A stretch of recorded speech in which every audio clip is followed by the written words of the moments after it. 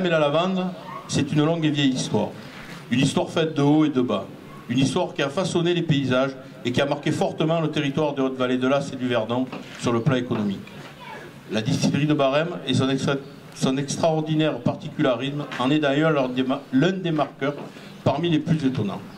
Cependant, à l'époque où elle était construite, le pelage de la lavande et la distillation conduisaient déjà à une activité largement répandue dans les différentes vallées de notre territoire, mais dont le caractère familial prévalait largement. La qualité de la lavande devait être suffisamment reconnue et loin de nos contrées pour intéresser l'industriel allemand Schimmel et l'amener à construire ici à Barême en 1905 une distillerie de lavande industrielle. Il faut dire que la lavande fine des montagnes environnantes poussant naturellement et en quantité, la présence de la ligne de chemin de fer et une ressource abondante d'eau ont constitué autant d'atouts qui ont invité Schimmel à choisir Barême. Avant de fermer ses portes et de cesser son activité dans les années 70, il y a donc un peu plus de 40 ans, la distillerie aura changé plusieurs fois de propriétaire. Nombreux ceux qui, pour y avoir travaillé, parce qu'habitant à Barême et alentour, ou pour avoir vu fumer sa cheminée et sentir cette odeur si particulière de paille de lavande se consumant, se rappellent encore de la distillerie en fonctionnement. Je sais combien ils sont heureux aujourd'hui de voir à nouveau les portes de celle-ci réouvertes, afin d'offrir aux visiteurs un peu d'histoire de Barême et plus largement l'histoire de la lavande en Haute-Provence. À ce titre, je recommande à chacun la lecture de l'ouvrage qu'a fait réaliser le service de l'inventaire du conseil régional « Distiller la lavande à Barême ». Je ne peux manquer de vous lire ce qui est écrit en dernière page, qui, je crois, permet vraiment de comprendre pourquoi un lien si étroit existe entre notre territoire et la lavande. Je cite. Cet ouvrage retrace un épisode singulier de l'histoire provençale. À partir de la fin du XIXe siècle, l'essence de la lavande connaît un véritable engouement. Pour faire face à la demande des parfumeurs grassois, toute la Haute-Provence se lance dans une production effrénée.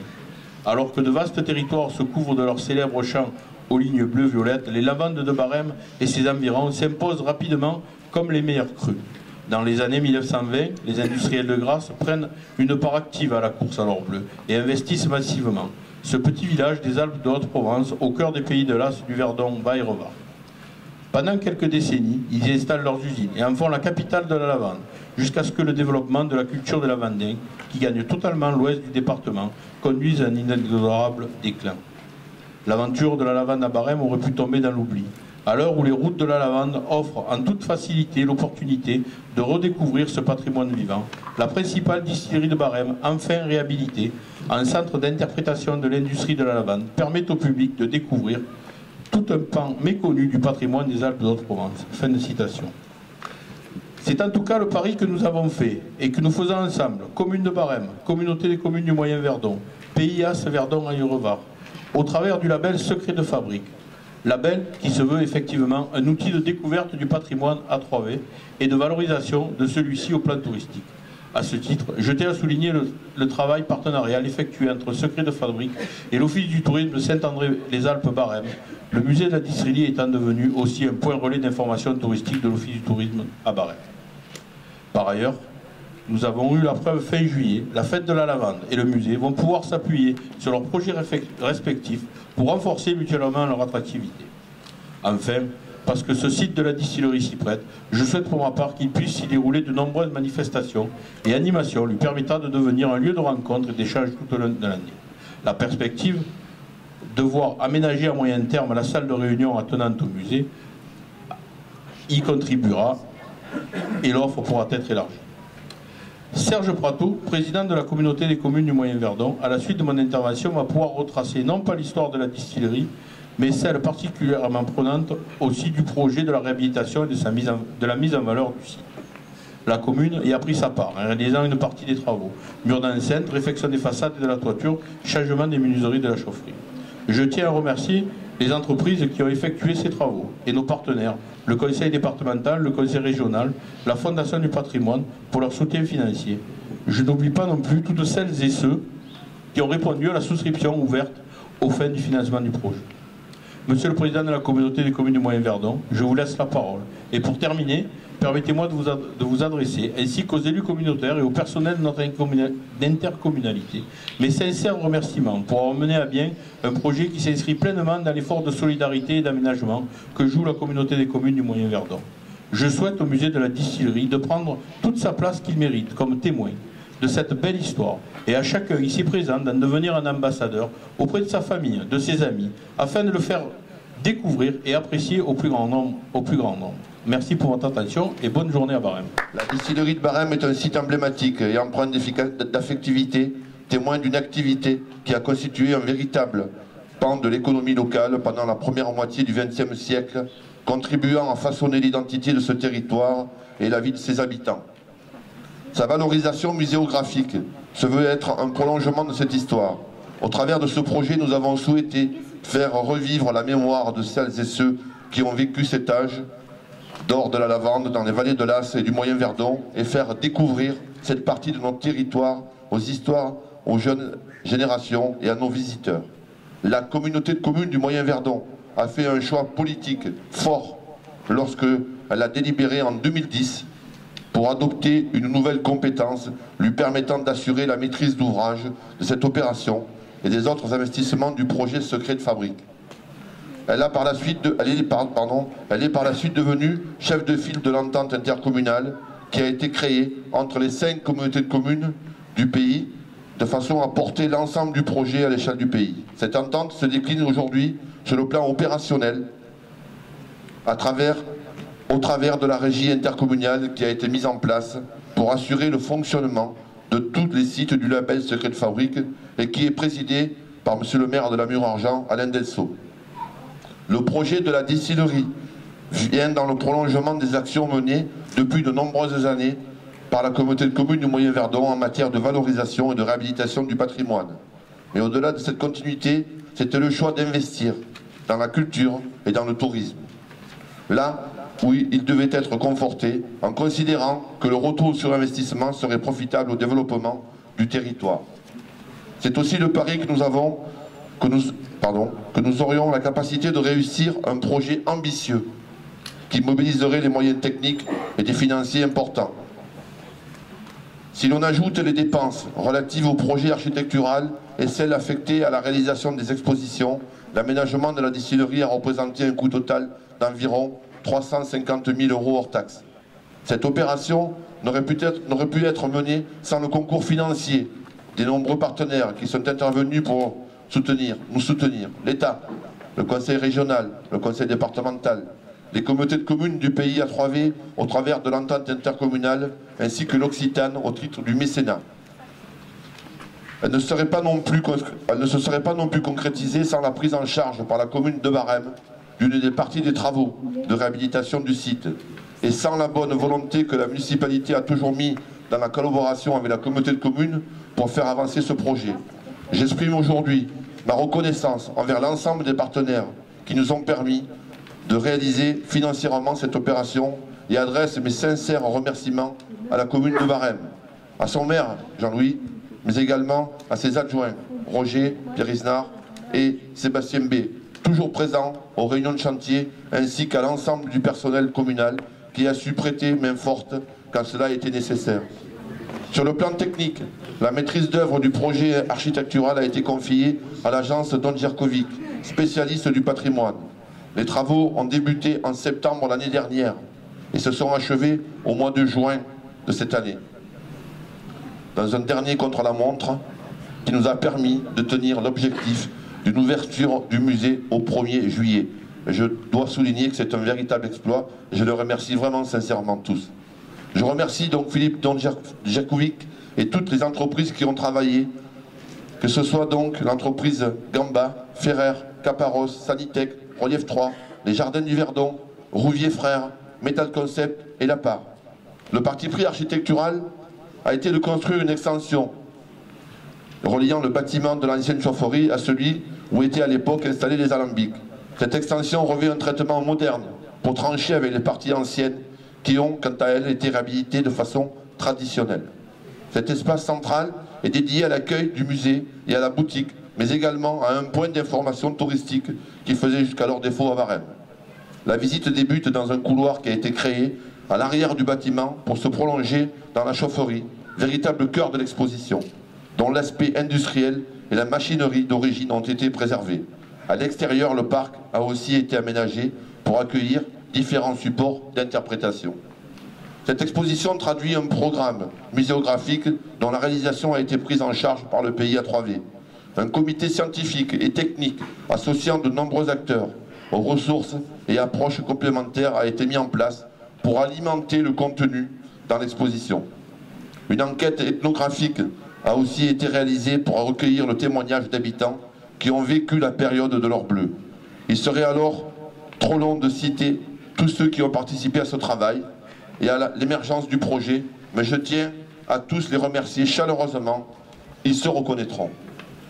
Pour ces opérations, pour ces orientations muséographiques prennent dans l'espace, une équipe de scénographes a été recrutée en 2014, composée de l'atelier d'Odescaden, de l'association L'Omnibus et de l'éclairagiste Fabrice Blanc.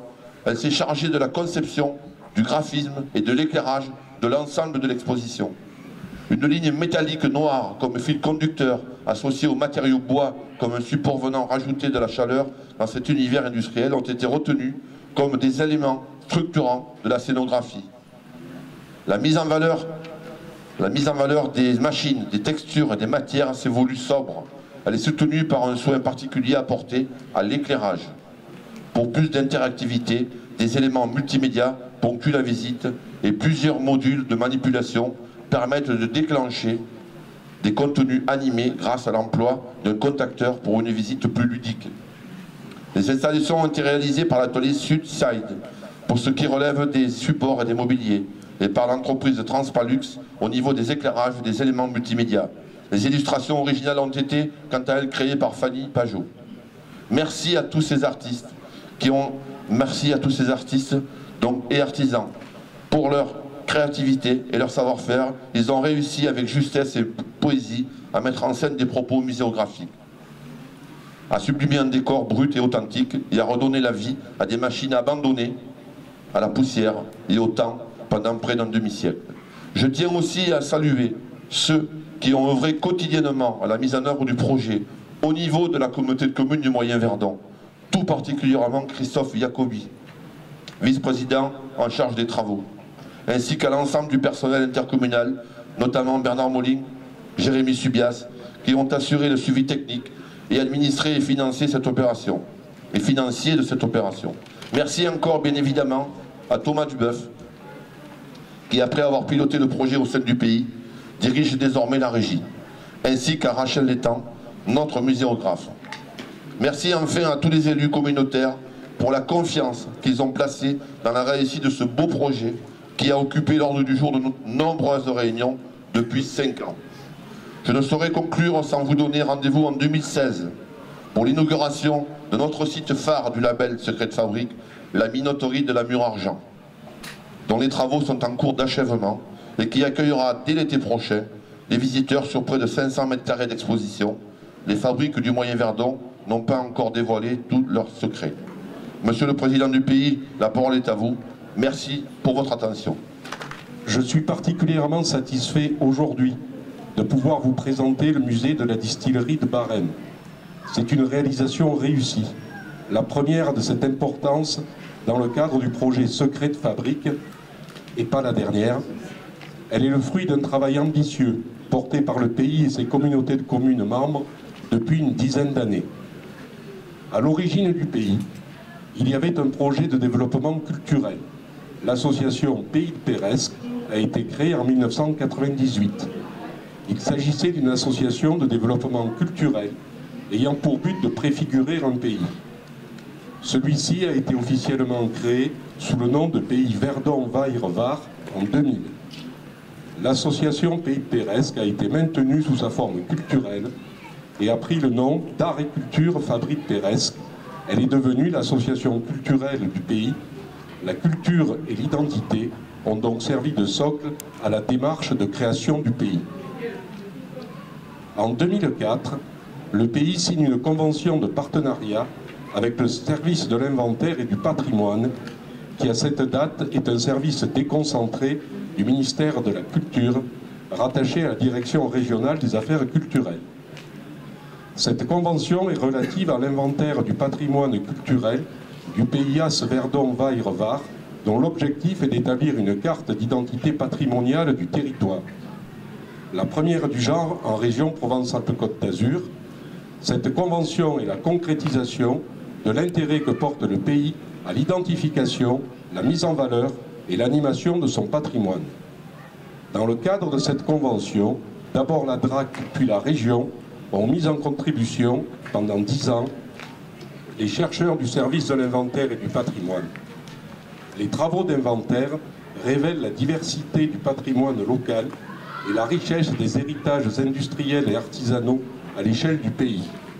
Le partenariat engagé avec ce service s'est prolongé au-delà de ces 10 années d'inventaire, puisque le pays est toujours accompagné par les chercheurs du service dans la recherche des contenus liés au programme muséographique ou encore dans la publication d'ouvrages dédiés au territoire.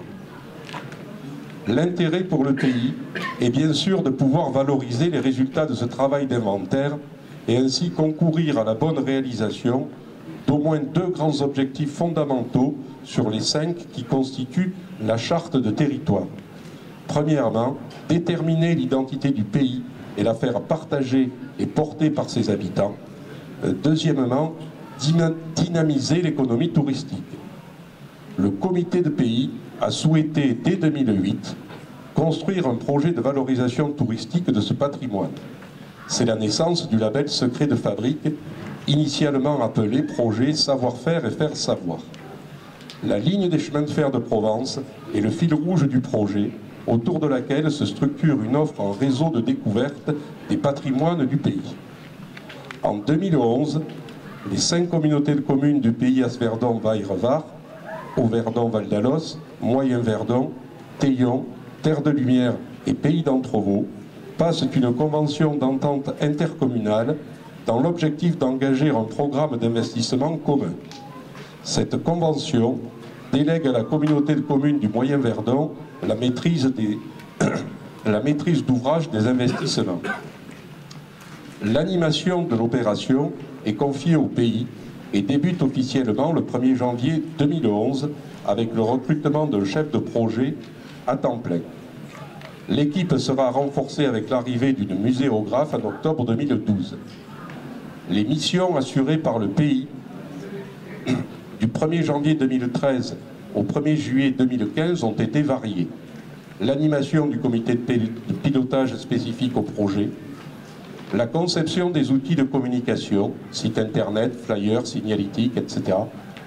La conception des programmes muséographiques, la réalisation des études nécessaires au projet, études de faisabilité, études juridiques et économiques, études de mise en place d'une boutique, la mise en œuvre d'un programme de recherche sur les draperies du Verdon et la réalisation d'une enquête ethnologique, la recherche des solutions financières pour mener à bien les investissements, l'assistance à maîtrise d'ouvrage sur les investissements réalisés dans le cadre du projet, la construction du réseau de partenaires nécessaires au fonctionnement des sites du label.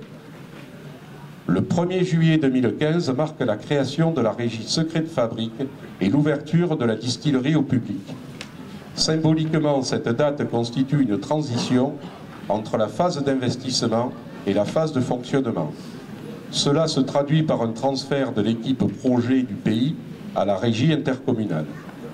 Secret de Fabrique a proposé pour la saison 2015 une offre riche et diversifiée partout sur le territoire du pays. Un musée à Barème, 2 applications pour tablettes et smartphones, les draperies du Verdon et les moulins d'Entrevaux, un hébergement thématique à Entrevaux, le gîte du Meunier, les randonnées gourmandes dans le Haut-Verdon-Val d'Alos pour la 3e année consécutive, des animations à Barème sur le thème de la lavande, les ateliers cuisine et les sorties nature, des animations ponctuelles à l'occasion de fêtes et manifestations locales. L'offre du label sera complétée en 2016 par le musée de la minoterie de la Mure-Argence. Les investissements réalisés sur ces sites permettent aujourd'hui de parcourir l'histoire du territoire et de comprendre les liens qui se tissent entre les nombreuses activités, agriculture, meunerie, distillation de plantes, élevage, fabrication de draps, production laitière, oléiculture et tourisme. Pour conclure, le pays était notamment en charge de la rédaction des contenus muséographiques. Je tiens à remercier plus spécifiquement tous tous les habitants, les bénévoles, associatifs, collectionneurs, donateurs d'iconographie ou d'archives qui se sont appropriés le projet et qui ont donné de leur temps bénévolement pour que ce musée puisse exister de manière sensible et qualitative.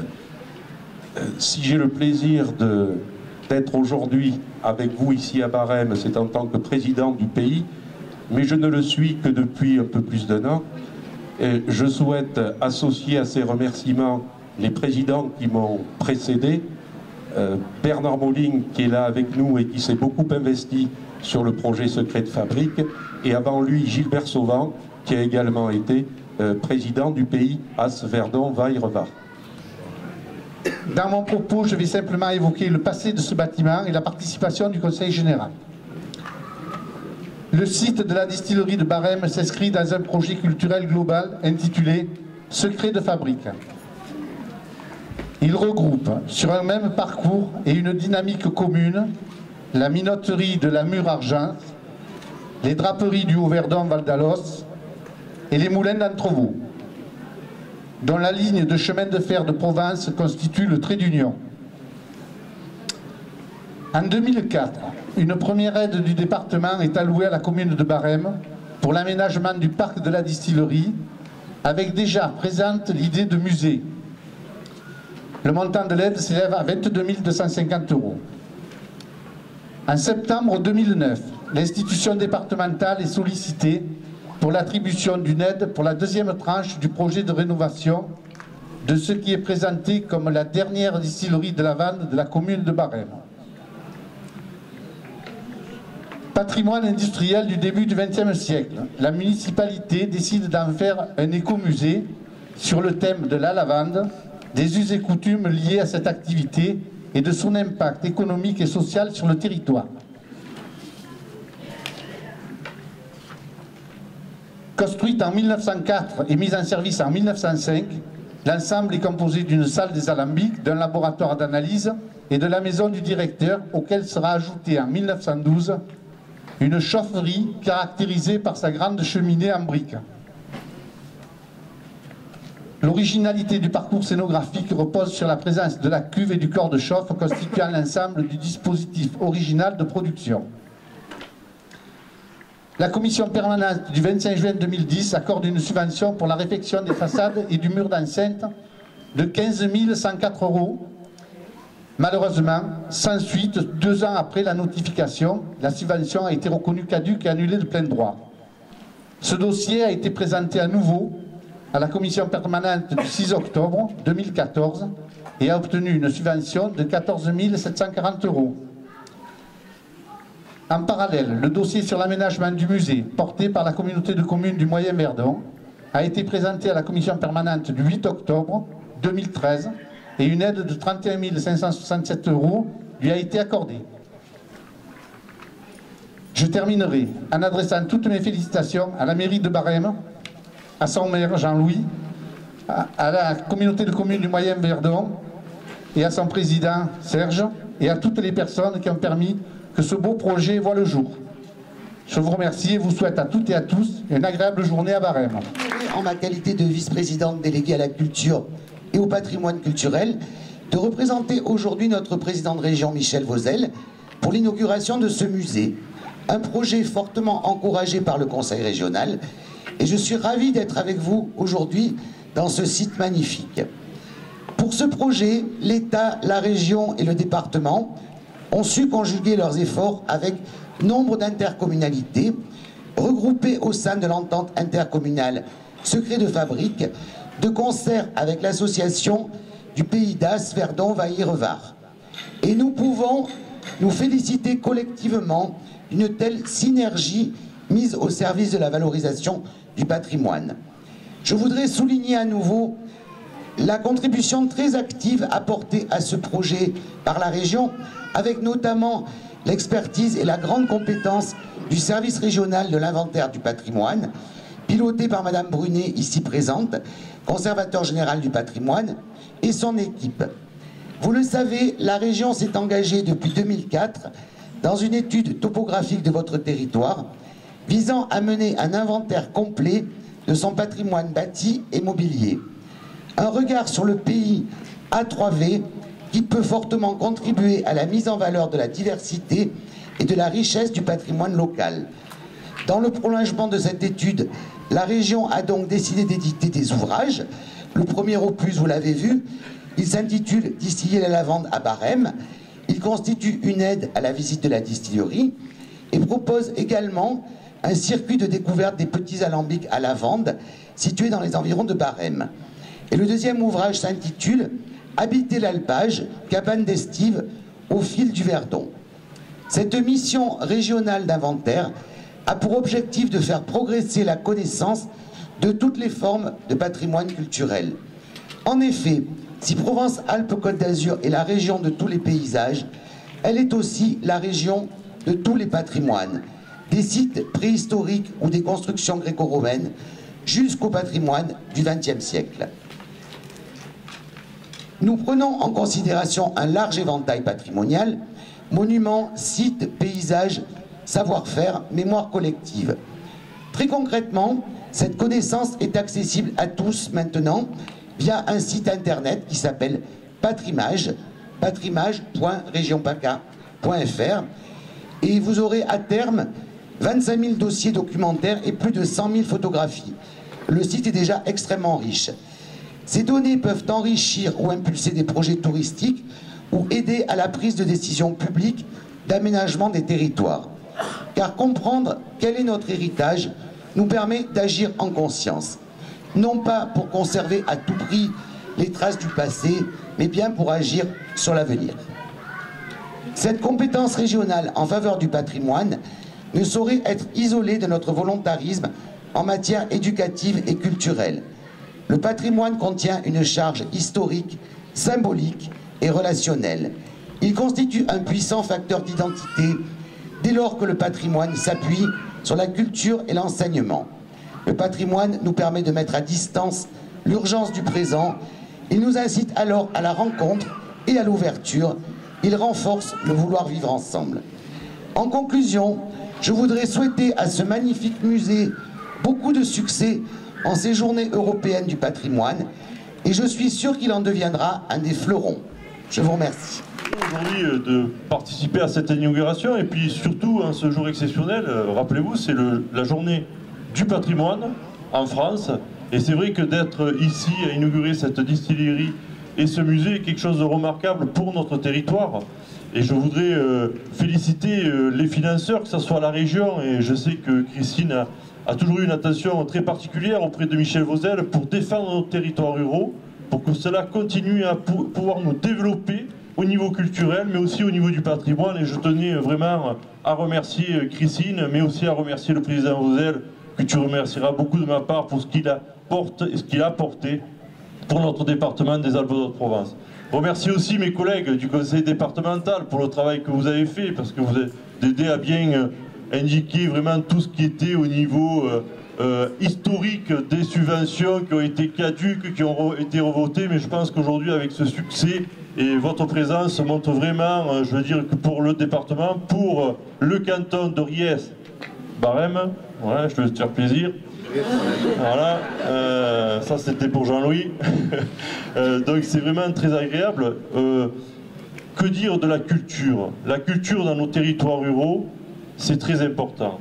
C'est la découverte, le sens du patrimoine, le sens de la liberté, le sens du mieux vivre, le sens de l'apprentissage, le sens de l'évolution intellectuelle. Et ça, je pense que c'est quelque chose qu'il faut que notre région garde, continue à construire pour que nous tous, nous puissions élever nos enfants, nos petits-enfants, dans le monde culturel, mais dans le monde aussi de solidarité et de fraternité. C'est un exemple qui est très important à une période où beaucoup d'égoïsme est en train de se créer. Il faut qu'on se rassemble autour d'un patrimoine, autour de la culture, pour vivre le sens, pour échanger, pour partager, pour vivre ensemble. Et je crois que je ne vais pas être plus long, mais vu votre présence, cela témoigne vraiment de ce que vous apportez à la culture, ce que vous vivez par la culture et ce que la mairie de Barème, l'intercommunalité ont pu réaliser grâce à vous, grâce à leur travail. Et je voudrais remercier à travers ces personnalités qu'on leur fasse vraiment un applaudissement vraiment exceptionnel parce que grâce à eux, la culture est en train de revivre à Barème, mais aussi dans le département des Alpes-de-Haute-Provence et dans la région. Un grand merci à vous. C'est vraiment avec un grand plaisir que je suis aujourd'hui, que j'ai répondu à votre invitation d'inaugurer ce musée de la distillerie. Votre invitation qui remonte à 18 mois, donc je vous avais fait la promesse et j'y pensais, à chaque fois que je passe devant, je me dis que ça va être vraiment un très très beau projet. Et personne n'est déçu d'ailleurs à en voir l'affluence. C'est vraiment un magnifique projet dans le joli village de Barème, qui a beaucoup d'atouts, une grande richesse géologique. C'est un lieu qui est internationalement connu des géologues pour ses ammonites, connu aussi pour les plantes à parfum, la lavande en premier lieu, avec le label lavande fine de Barème. Et puis on a quelques exemplaires qui sont particuliers parce que ça fleurit toute l'année à Barème par rapport à d'autres endroits. Floraison longue et tardive. Donc il y a un microclimat à Barème pour la lavande.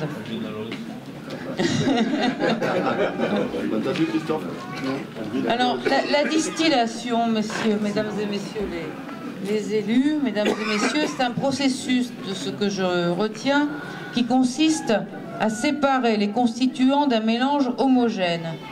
Mais ici, c'est l'inverse. Le musée de la distillerie nous donne plutôt un exemple de rapprochement et d'union de tous les partenaires qui ont compris l'intérêt de ce projet pour le patrimoine de notre département. Tout d'abord, la gouvernance de ce musée, vous l'avez tous évoqué, c'est un parfait exemple d'entente, de rapprochement, un projet commun pour valoriser à la fois Barème, tout le pays autour, la communauté de communes et puis tout le département, et ça va bien au-delà du département que ce bel écomusée. Entente intercommunale d'une part, la convention d'entente passée par les 5 communautés de communes du pays à 3V est une réussite. Elle a permis de réaliser, de gérer ce très beau projet en commun. Entente aussi, vous avez été remarquable pour aller chercher l'argent pour le construire ce projet auprès de tous les partenaires qui sont tous là présents d'ailleurs, aussi bien l'État que le conseil régional, le conseil départemental, qui ont tous accompagné financièrement cette opération. La lavande, c'est vraiment une culture emblématique de notre département. On a ici le passé, le présent, l'avenir qui sont symbolisés par cette belle réalisation. Alors un petit mot sur la lavande, elle a bénéficié d'une embellie cette année avec une bonne récolte, des cours qui sont soutenus malgré la sécheresse de printemps qui a engendré des pertes sur les jeunes plants. C'est vraiment une des productions du département qui fait sa richesse et sa notoriété bien au-delà même des frontières de la France. C'est un secteur très porteur qui demande une vigilance accrue en raison, comme vous le savez, du problème du dépérissement de la lavande et du lavandin. L'État, aux côtés des partenaires et des producteurs, a engagé un programme de recherche pour aider les producteurs, en raison aussi de la directive européenne qui s'appelle REACH, qui inclut la lavande et le lavandin dans les substances chimiques qui sont assujetties à une étude d'impact au même titre que n'importe quel produit chimique. Il est évident que cette procédure n'est pas du tout applicable et appropriée aux produits naturels. Et là aussi, le ministère de l'Agriculture accompagne les professionnels pour que le caractère traditionnel de leur production soit reconnu et qu'on trouve un moyen de se sortir de cette directive. Moi, je suis au plus près aussi des producteurs avec l'ensemble des partenaires, l'ensemble des élus et les parlementaires pour aider à résoudre cette difficulté. Alors, dernier message, je dirais donc, en cette 32e édition des Journées européennes du patrimoine qui s'appelle Patrimoine du XXIe siècle, une histoire d'avenir. Je dirais pour conclure qu'on voit bien ici que le patrimoine des siècles précédents qui fait la très grande richesse de notre département est bien aussi une histoire d'avenir pour les Alpes de Haute-Provence. Donc longue vie à ce beau projet qui est un projet phare dans notre département. Merci.